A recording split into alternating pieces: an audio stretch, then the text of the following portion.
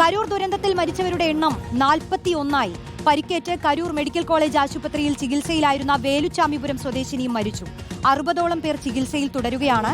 വിജയ് എത്തുന്ന സമയത്ത് ജനങ്ങളെ നിയന്ത്രിക്കാൻ പോലീസോ ടിവിക്കെയോ തയ്യാറാവാത്തത് ദുരന്തത്തിലേക്ക് നയിച്ചതെന്നാണ് ദുരന്തത്തിൽ പരിക്കേറ്റവർ റിപ്പോർട്ടറിനോട് പറയുന്നത്. കേൾക്കാം. பொம்பளை பிள்ளைங்களாம் கத்துனாங்க, காப்பாற்றுங்க காப்பாற்றுங்கன்னு. நானும் 5-6 வார்த்தை கேட்டேன், காப்பாற்றுங்க. அந்த பசங்க கொஞ்சம் பனியெல்லாம் பிடிச்சி தொங்குனேன். என்னை காப்பாற்ற முடியல, எல்லாம் கீழே போட்டு மிதிச்சிட்டானுங்க. விஜயை பார்க்கத்தே இந்த கூட்டம் வந்துச்சு. 6 மணிக்கு மேலே அங்கே போலீஸே வரல. அதுக்கு முன்னாடி 2 வந்துச்சு. 6 மணிக்கு மேலே ஒரு போலீஸ் கூட 8 மணி வரைக்கும் அந்த இடத்துக்கு வரவே இல்லை. விஜய் வந்த பக்கம் அந்த சைடு தான் இருந்தாங்க, இந்த சைடு யாருமே இல்லை. அங்கே ரொம்ப கூட்டமாக இருந்தனால எல்லாம் கீழே தள்ளி விட்டு எல்லாம் எங்கள் மேலேயே ஏறி எல்லாம் உட்கார ஆரம்பிச்சிட்டாங்கனால மூச்சு விட முடியாமல் நிறைய பேர் இறந்தும் போயிட்டாங்க. 1/2 மணி நேரமாக கீழே தான் படுத்து கிடந்தோம், மூச்சு கூட விட முடியாமல். அதுக்கப்புறம் ஆம்புலன்ஸ்லாம் வந்து தூக்கிட்டு போனாங்க. 5 மணியில் கூட்டம் நார்மலாக தான் இருந்துச்சு. பஸ் வர கூட்டம் நல்லா நெருக்க ஆரம்பிச்சிட்டாங்க. அதனால் மூச்சு திணறல் வந்து ஒரு மாதிரி எல்லாம் மயக்கம் போட ஆரம்பிச்சு. எல்லாம் மயக்கம் போட்டவங்களுக்கு நவர கூட விட மாட்டுறாங்க, அங்கேயே நிற்கிறாங்க. அவங்க மயக்கம் போட்டவங்கள மிதித்து தள்ளிட்டு எல்லாம் போகிறாங்க. കേന്ദ്രമന്ത്രി നിർമ്മല സീതാരാമൻ കരൂരിലെ ദുരന്ത മേഖല സന്ദർശിച്ചു. തമിഴ്നാട് സർക്കാർ നിയോഗിച്ച അന്വേഷണ കമ്മീഷൻ തെളിവ് ശേഖരണവും ആരംഭിച്ചിട്ടുണ്ട്. ഇക്ബാൽ അറക്കൽ നൽകും വിശദാംശങ്ങൾ. ഇക്ബാൽ, ഓരോ പ്രതികരണങ്ങളും അത്രത്തോളം വിഷമമുണ്ടാക്കുന്നതാണ്. മാത്രമല്ല മരണസംഖ്യ അത് 41-ൽ എത്തി നിൽക്കുന്നു എന്ന് പറയുമ്പോൾ ഈ അപകടത്തിന്റെ ഒരു വ്യാപ്തി കൂടുതൽ പൊതുസമൂഹത്തിന് വ്യക്തമാവുകയാണ്. ഇതിൽ ഇരകളായ മനുഷ്യരടക്കം എന്താണ് പറയുന്നത്, അവരുടെ ആരോപണം അത് എത്രത്തോളം കടുത്തതാണ്. മറ്റൊന്ന്, നിർമ്മല സീതാരാമൻ കരൂരിലെ ദുരന്ത മേഖല സന്ദർശിച്ചുകൊണ്ട് എന്തെങ്കിലും പ്രതികരണം നടത്തിയിട്ടുണ്ടോ, അവർ എന്തൊക്കെയാണ് നിരീക്ഷിച്ചത്? രോഷിനി, അതായത് ഈ കരൂരിലെ ഈ വേലുച്ചാമിപുരം എന്ന് പറയുന്ന മേഖലയിലാണ് ഞാനിപ്പോൾ നിൽക്കുന്നത്.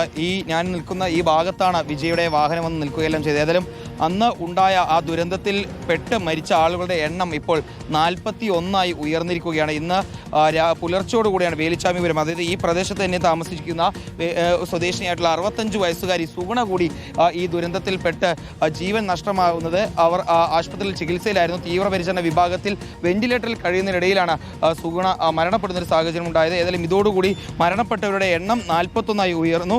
മാത്രമല്ല, ഇപ്പോൾ പരിക്കേറ്റ ആശുപത്രികളിൽ ചികിത്സയിൽ കഴിയുന്നത് 60ഓളം പേരാണ്. ഇതിൽ തന്നെ 7 പേർ ഇപ്പോഴും തീവ്രപരിചരണ വിഭാഗത്തിലാണ്.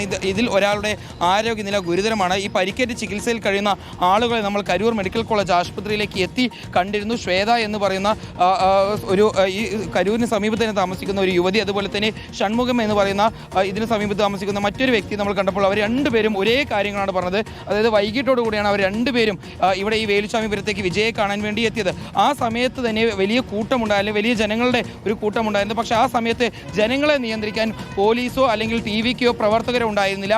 വിജയ് വരുന്ന സമയമാകുമ്പോഴേക്കും ഒരു 6-6:30 മണിയാകുമ്പോഴേക്കും പിന്നീട് ആളുകളുടെ വലിയൊരു ഒഴുക്ക് വന്നു. ആ ഒഴുക്കിൻ്റെ സമയത്തും ഇവിടെ യാതൊരു രീതിയിലുള്ള പോലീസിങ്ങോ അല്ലെങ്കിൽ ടിവിക്ക് പ്രവർത്തകരെത്തി ജനങ്ങളെ നിയന്ത്രിക്കാനുള്ള ഒരു നീക്കമോ നടന്നില്ല. മാത്രമല്ല, ഒരു തുള്ളി വെള്ളം പോലും തങ്ങൾക്ക് ലഭിക്കുന്നൊരു സാഹചര്യം ഇവിടെ നിന്ന് ഉണ്ടായിരുന്നില്ല എന്നുള്ളതാണ് ശ്വേതയും ശരവണനും പറഞ്ഞത്. മാത്രമല്ല, ആളുകൾ വീണ് കിടക്കുമ്പോൾ, കുട്ടികൾ ഉൾപ്പെടെ വീണ് കിടക്കുമ്പോൾ അവരെ രക്ഷപ്പെടുത്തി ആശുപത്രികളിലേക്ക് കൊണ്ടുപോകാനോ അല്ലെങ്കിൽ ഇവിടെ നിന്ന് ഏതെങ്കിലും വാഹനത്തിലേക്ക് കയറ്റാനോ പോലും യാതൊരു രീതിയിലുള്ള സംവിധാനങ്ങളും ഇവിടെ ഉണ്ടായിരുന്നില്ല. അതുകൊണ്ട് തന്നെയാണ് ഈ അപകടത്തിൻ്റെ വ്യാപ്തി ഇത്രത്തോളം വർദ്ധിക്കുകയും മരണത്തിൻ്റെ എണ്ണം ഇത്രത്തോളം ഉയരുകയും ചെയ്തെന്നാണ് പരിക്കേറ്റ് ഇപ്പോഴും ആശുപത്രിയിൽ കഴിയുന്ന ആളുകൾ പറയുന്നത്. ഏതായാലും ദൃശ്യങ്ങൾ കാണുന്ന ഈ മേഖല എന്ന് പറയുന്നത് ഇവിടെയാണ് ഏറ്റവും കൂടുതൽ ആളുകൾ നിലത്ത് വീണ് കടന്നിരുന്നു എന്നാണ് ഈ നാട്ടുകാർ മുഴുവൻ പറയുന്നത്. ഇവിടെ നമുക്കൊരു വാഹനമെല്ലാം, ഒരു ഇരുചക്ര വാഹനമെല്ലാം കാണും. അന്ന് ഇവിടെ ഇത്തരത്തിൽ നമ്മളെ പോലെ തന്നെ ഈ വാർത്ത റിപ്പോർട്ട് ചെയ്യാൻ വേണ്ടി എത്തിയ വ്യക്തിയുടെ ബൈക്കാണ് എന്നുള്ളതാണ് ഇവിടുത്തെ ഒരു പ്രദേശവാസി ഇപ്പോൾ അല്പസമയം മുമ്പ് നമ്മളോട് പറഞ്ഞത്. ഇവിടെ ഒരു ഷീറ്റ്, ഓലമേനി കിടക്കുന്ന ഒരു ഷീറ്റുണ്ട്. ആ ഷീറ്റിനെല്ലാം സമീപത്ത് ഇരുന്നിരുന്ന കുട്ടികളുടെ മുകളിലേക്കാണ് ഏറ്റവും കൂടുതൽ ആളുകൾ വന്ന് വീഴുന്നത്. അവിടെ ഒരു പക്ഷേ ദൃശ്യങ്ങളിൽ നമുക്ക് അവിടുത്തെ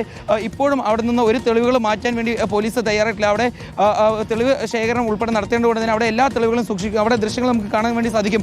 ഒരു ചെറിയ കുട്ടിയുടെ പാൽക്കുപ്പി ഉൾപ്പെടെ ഇപ്പോഴും അവിടെ തന്നെ കിടക്കുകയാണ്. അങ്ങനെ ചെറിയ കുട്ടികൾ ഉൾപ്പെടെ ഇരുന്നിരുന്ന മേഖലയാണ്. അവിടേക്കാണ് ആളുകൾ കൂടുതലായി എത്തുകയും പിന്നീട് ഷീറ്റിന് മുകളിൽ ആൾക്കാർ കയറി നിന്ന് ആ ആളുകൾ മുഴുവൻ ഇവരുടെ മുകളിലേക്ക് വീഴുന്നൊരു സാഹചര്യം ഉൾപ്പെടെ ഉണ്ടായത്. ഏതായാലും ഇനി മരണസംഖ്യ ഉയരില്ല എന്നൊരു പ്രതീക്ഷ, ഒരു ആശ്വാസം നൽകുന്ന ഒരു പ്രതീക്ഷയുള്ള ഒരു വാക്കാണ് ഡോക്ടർമാരിൽ നിന്ന് ഇന്ന് ഉണ്ടായിരിക്കുന്നത്. കാരണം നിലവിൽ ഈ തീവ്രപരിചരണ വിഭാഗത്തിൽ ഉൾപ്പെടെ ചികിത്സയിൽ കഴിയുന്ന ആളുകളെ എത്രയും പെട്ടെന്ന് ജീവിതത്തിലേക്ക് തിരിച്ചു കൊണ്ടുവരാൻ കഴിയുമെന്നൊരു പ്രതീക്ഷയുള്ള വാക്കുകൾ ഡോക്ടർമാർ പറയുന്നു.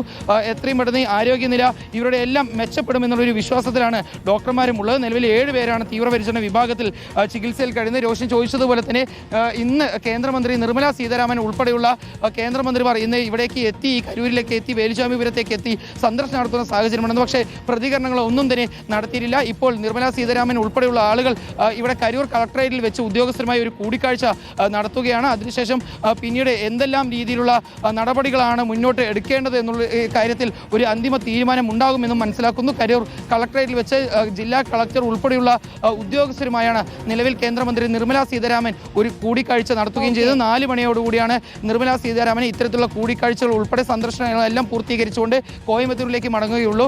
ഏതായാലും അതിനിടയിൽ ഇവിടുത്തെ തമിഴ്നാട് സർക്കാർ നിയോഗിച്ചിട്ടുള്ള ഏകാംഗ കമ്മീഷനായിട്ടുള്ള അരുണ ജഗദീശൻ നേതൃത്വത്തിലുള്ള സംഘം ഇന്ന് രാവിലെ തന്നെ ഈ വേലുസ്വാമിപുരത്തേക്ക് എത്തി പരിശോധനയും തെളിവെടുപ്പും നടത്തിയാണ്. ഇവിടെയുള്ള ആളുകളുടെ മൊഴികളെല്ലാം എടുത്തതാണ്. എത്രയും പെട്ടെന്ന് ഒരു റിപ്പോർട്ട് സമർപ്പിക്കലിലേക്ക് കടക്കുമെന്നുള്ളതാണ് അരുണ ജഗദീഷ് ഉൾപ്പെടെ അറിയിക്കുകയും ചെയ്തുള്ളത്. ഏതായാലും പോലീസിന്റെ നേതൃത്വത്തിലുള്ള പരിശോധന നടക്കുന്നുണ്ട്.